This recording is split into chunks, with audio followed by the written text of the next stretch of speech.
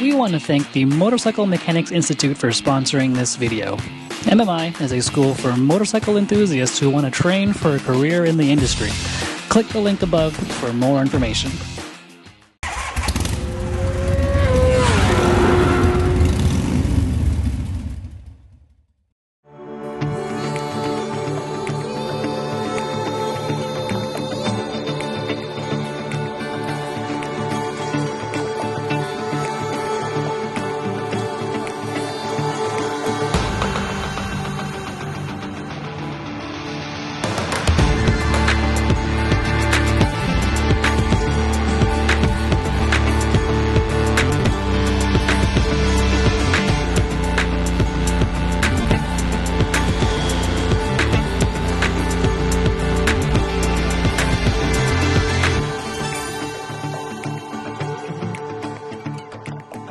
What's up, guys? Ryan from Motorcycle.com in South Africa, a town that I can't pronounce, getting a chance to check out the new Norden 901 Expedition.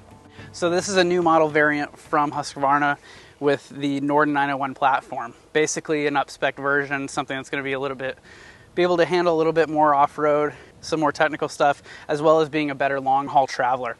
So what makes it different, right? So it's got a taller windscreen. It's a little more touring oriented. Obviously you can deal with the weather a bit easier. You have the Beefier skid plate. You can see here it's like a 4 mil thick aluminum skid plate, covers a ton, obviously the entire large low slung tank. It's like still 5.3 gallons, and then also the exhaust underneath there. Moving back from that, you have a center stand, obviously nice for cleaning your chain, changing a tire, whatever you might end up needing to do. And then you have racks that these soft bags made by GV attach to. In addition to the things that you can't see are going to be the heated grips, 3 levels, as well as the heated seat, which is also 3 levels. Only for the rider, no passenger. Husqvarna tells us that most of the time when people are riding these bikes, getting a little bit more into the adventure thing, they're not usually taking a passenger with them. So they decided only to put that on the rider seat. Oh, one other thing that I forgot to mention, it gets what was on the KTM as rally mode. This is, I think, Explorer mode on the Husqvarna. That comes standard on the Expedition model, which is huge. The reason I kind of thought about that was all the different terrain that we rode and kind of the way the trail would change along the way. We'd jump back onto a twisty section of pavement, a stretch of highway, and I always gravitate towards that riding mode because you have the switchable traction control up and down, just easy on the switch gear here, and you can also change the throttle response. So if you're going to be in a bit of sand, deeper sand, you might want rally mode to give that sharp throttle response. You can bump the traction control down to 1. If you know you're going to be in sand for a long time, I'd probably turn it off, which you can do too. ABS is now tied to the ride modes, and that's standard across all the Nordens and the KTMs. And that just makes it a little easier. You don't have to go in and switch your ride mode and your ABS mode. In Explore mode, it's also customizable. So if you want it on street for some reason, I don't know why you would, but you could do that. Coming through rocky sections, you could bump the thing up to 3 and it wouldn't let things slip out from under you quite so easy. It was much easier to ride the bike. You can soften the throttle response, which is great to off-road. And again, that helps if you're in a rocky or looser section. And it's super cool to be able to customize all that stuff. I would say for me, ergonomically, at the lowest position, it's 34.4 inches, the seat. So for me, with a 30-inch inseam, I'm kind of used to riding bikes like this, and I like riding off-road, dirt bikes, stuff like that. So I kind of find myself having to get used to it. That said, the seat kind of configuration is a little bit wider, so I think that makes the reach feel a little bit longer to the ground than perhaps on some other bikes. What I do like is the seat shape, because you can really lock your legs back against it and you have a really good position for when you're kind of getting aggressive off-road. You can hold yourself in there, you're locked in, you can move around a little bit. So that's really great. I found the bars almost felt a little low, which is surprising for me, but it does put you in a nice aggressive attack position off-road. This bike's about $1,300 over the standard Norden 901, and for all of the stuff that you get, the real thing is the Explore suspension. So this is basically kind of similar to what we see on the 890 KTM Adventure R, and this stuff is super customizable. It's both ends are fully adjustable, compression, rebound, preload, and you can do all of that on the top of the fork, and then you might need to get some tools out for the shock, but it's all adjustable. And so you have so much adjustability to tailor this to the way you ride, what kind of terrain you ride, whether you're on the road more, you want more comfort. Husqvarna even gives some suggestions for like a comfort, standard, and sport mode under the seat here on a little diagram. So it's super cool to have all that adjustability. And then again, within the electronics, all the adjustability there. You can change this bike the way it rides, the way it feels. And that's exactly what we did over this ride. You know, thanks to Husqvarna for giving us such a great chance to get out, test the bike.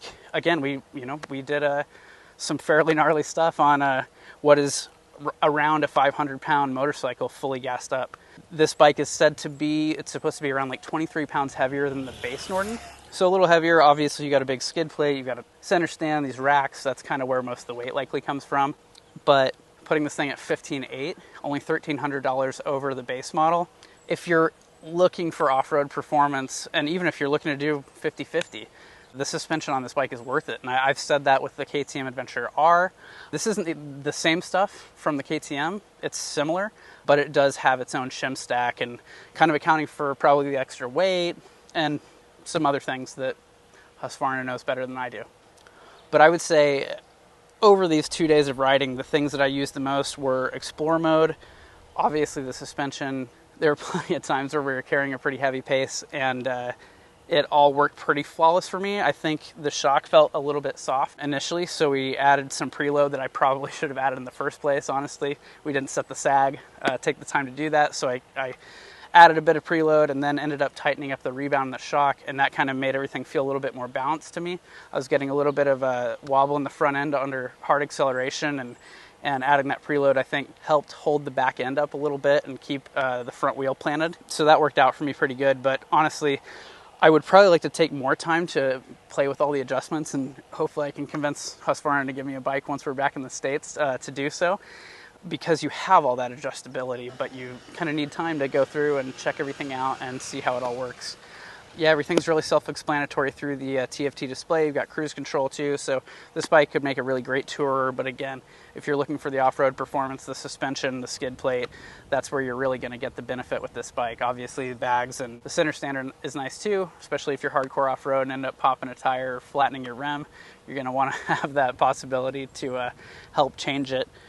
Yeah, I think that pretty well wraps up kind of initial thoughts on this bike. For the full write-up, obviously that'll be over at Motorcycle.com, and I'll have a bit more of a chance to wrap my head around my thoughts, digest them a bit more, and get something a little more coherent than this out to you guys. But thank you for checking out the video. If you liked it, like, comment, subscribe. If you have any questions, leave them in the comments, and I'll try to get answers for you, whether I have them or if I, whether it's questions about how I felt about the ride or specific questions for Husqvarna. I think I could probably get a hold of them for you. So please feel free to leave a comment. And again, thanks for watching, guys.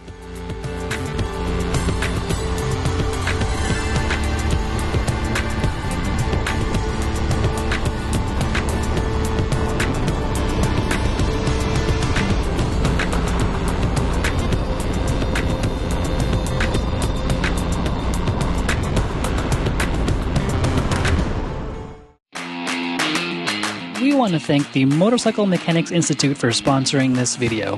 MMI is a school for motorcycle enthusiasts who want to train for a career in the industry.